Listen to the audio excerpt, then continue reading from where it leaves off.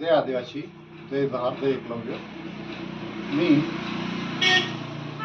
एकलव्य जनता पार्टीचा राष्ट्रीय उपाध्यक्ष व प्रवक्ता या नात्याने आणि भारत बचाव आंदोलनाचा प्रसारक म्हणून मी प्रणिती शिंदे या काँग्रेस खासदारने आदिवासींमध्ये धनगरांना आरक्षण द्यावं म्हणून जे मागणी केलेली त्याचा मी जाहीर निषेध करतो.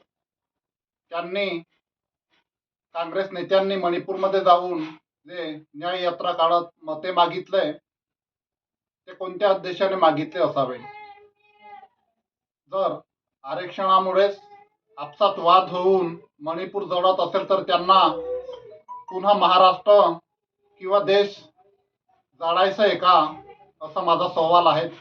आणि अशा नेत्यांवर कारवाई झाली पाहिजे. याबाबत मी पोलीस स्टेशनमध्येही आणि संबंधित केंद्र सरकारकडे व संसदेतही तक्रार दाखल करावी म्हणून आमच्या संबंधित नेत्यांना मी विनंती करणार आहोत.